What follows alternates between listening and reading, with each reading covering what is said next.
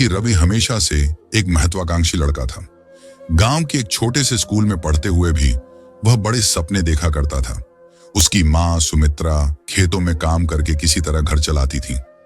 रवि जब बड़ा हुआ तो उसकी मेहनत रंग लाई और उसे शहर की एक बड़ी कंपनी में नौकरी मिल गई। शहर जाने से पहले माँ ने उसके हाथ में एक छोटी सी गठरी दी और बोली, बेटा, इसमें एक चिट्ठी है, जब भी समय मिले इसे पढ़ लेना। शहर में नौकरी शुरू हुई और रवि अपने काम में इतना व्यस्त हो गया कि माँ की चिट्ठी पढ़ने का समय ही नहीं मिला। धीरे धीरे उसका रहन सहन, सोचने का तरीका सब बदलने लगा। वह माँ से फोन पर बात तो करता, लेकिन अब उसके पास पहले जैसा समय नहीं था।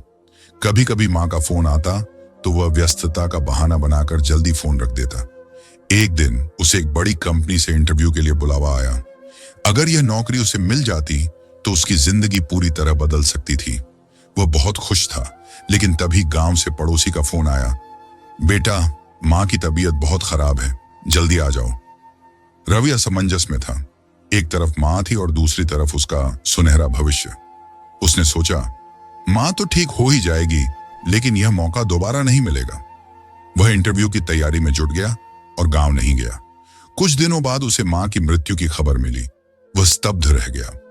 ऑफिस से छुट्टी लेकर गांव पहुंचा, लेकिन अब वहां सिर्फ माँ की यादें थीं। घर में घुसते ही उसकी नजर उस गठरी पर पड़ी जो माँ ने उसे दी थी। कांपते हाथों से उसने गठरी खोली और चिट्ठी पढ़ने लगा। बेटा, जब तू यह चिट्ठी पढ़ रहा होगा, शायद मैं तेरे पास न रहूं, पर एक बात याद रखना, जीवन में कितना भी बड़ा आदमी बन जाना, लेकिन कभी उन लोगों को मत भूलना जिन्होंने तुझे वहां तक पहुंचाने में मदद की। जो माँ अपने पेट काटकर तुझे पढ़ा सकती है, वह तुझे कभी बोझ नहीं समझेगी। जब तुझे लगे कि तेरे पास समय नहीं है, तो सोच लेना कि जब तू छोटा था तब मेरे पास भी बहुत काम था, पर मैंने तेरे लिए हमेशा समय निकाला। रवि की आंखों से आंसू बहने लगे।